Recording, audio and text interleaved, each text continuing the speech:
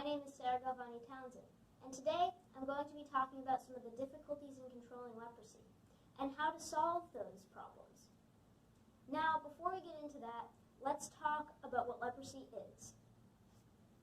Leprosy is an ancient infectious disease that is caused by a bacteria called Mycobacterium leprae. The disease affects the skin and peripheral nerves. Symptoms of leprosy include muscle weakness and skin lesions. Moreover, numbness in the arms and legs often leads to injuries that go unnoticed. Leprosy may also lead to blindness. Although we don't know how the disease spreads, it is generally accepted that prolonged close contact with an untreated person is needed to catch the disease.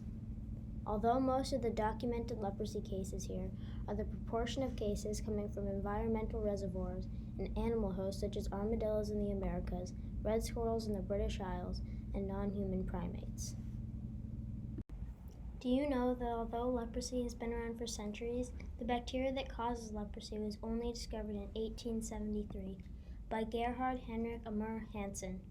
Therefore, leprosy is also known as the Hansen's disease. After the initial discovery, it took more than 60 years to find an effective treatment for leprosy. In 1941, sulfone injections was introduced as the first treatment for leprosy, followed by dapsone pills in 1950. Treatment with dapsone typically continued for 4 to 10 years. In some cases, it could be lifelong. However, in the 1960s, leprosy evolved resistance to dapsone, reducing its effectiveness. In 1981, the World Health Organization recommended use of a more effective multi-drug therapy that reduced the duration of treatment required to between 12 to 24 months and subsequently 6 to 12 months. After a decade of multi-drug therapy, the World Health Organization passed a resolution to eliminate leprosy as a public health problem by the year 2000. They defined their goal as reducing the number of leprosy cases to less than 1 per 10,000 population globally. To achieve this goal, the WHO began providing multi-drug therapy for free from the year 1995. Although the global goal was achieved in year 2000, several countries failed to still report more than one leprosy case per 10,000 people. By 2012, 119 countries were able to reduce the number of cases to less than 1 per 10,000 people. Since 1985, the number of leprosy cases globally has reduced by over 99%. Now, less than 200,000 cases of leprosy exist around the world. So, why is leprosy still a public health problem? Despite the substantial progress, the number of new cases detected each year has remained stagnated to around 200,000 cases over the last 5 to 6 years. 80% of these new infections every year come from just 3 countries: India, Brazil, and Indonesia. So, what are the challenges that we face in controlling leprosy today? As I mentioned before, we do not exactly know how leprosy spreads. Current evidence tells us that a close contact with a leprosy patient is required over a long period of time for transmission. For example, family members of a leprosy patient are at a higher risk of infection compared to neighbors or people in a community. A method that uses this limited but useful information to limit leprosy transmission is contact tracing. Contact tracing involves monitoring all close contacts of the infected person, including family members. By monitoring the contacts of patients periodically to ensure that they can be treated immediately if symptoms appear, we can diagnose new cases early and prevent disabilities among leprosy patients.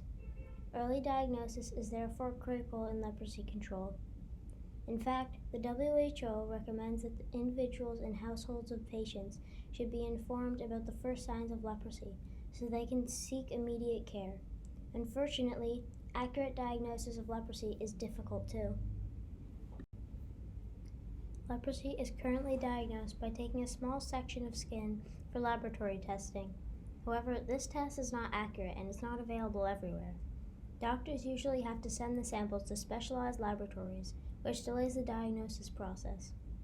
Due to such difficulties, initial diagnosis of leprosy commonly relies on a patient's clinical signs and symptoms.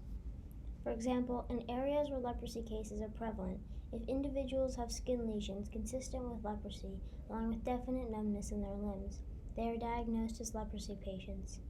Because a lot of doctors are not well trained in recognizing leprosy symptoms, diagnosis is often delayed. Therefore, to curb this problem, it is essential to train healthcare workers to recognize and diagnose leprosy, especially in high-risk regions. Moreover, we need to ramp up our efforts in research to find a simple and effective diagnosis test that can be easily used to confirm leprosy at local sites. We are continuously making progress to overcome these challenges. However, the biggest challenge in leprosy control continues to be the stigma faced by leprosy patients. Stigma against leprosy started because of a lack of a basic understanding about its cause and how it spreads. Leprosy was believed to be a curse for sins committed in many parts of the world. It was also believed that leprosy was hereditary. As a result, leprosy patients were cast out by the society. This segregation made leprosy patients live in isolation near temples or shrines, and they were forced to beg for a living. In fact, in 1909, the Japanese government started hospitalizing leprosy patients in leprosy sanatoria, often forcefully. This law lasted till 1996. Similarly, British India institutionalized leprosy patients and segregated them by sex to prevent reproduction. The law lasted until 1983. Even though we know much more about leprosy today and legal discriminations have reduced significantly across the world, the social stigma is so deeply rooted in society that it continues to drive affected individuals into further poverty by limiting their employment and educational opportunities. The fear of being outcasted forces people affected by leprosy to hide their symptoms and delay seeking treatment. Reducing stigma is therefore an extremely important component of leprosy control and its subsequent elimination. Some efficient solutions to curbing social stigma include information campaigns aimed at raising community awareness and removing misconceptions about leprosy, training healthcare officials and staff to ensure non-discrimination while diagnosing and treating leprosy patients will encourage leprosy patients to seek early treatment. Establishing no isolation, no discrimination policy can reduce society's negative perception about leprosy. Finally, implementation of strategies that primarily focus on reintegration of people with leprosy in society such that they can live with the dignity and self-sufficiency to improve their quality of life is fundamental to curbing stigma against leprosy. I hope you enjoyed learning about leprosy and understood some of the difficulties that we are facing in controlling leprosy. To know more about the challenges associated with leprosy control and opportunities to solve them, please do read our book chapter in the book titled Leprosy: From Diagnosis to Treatment.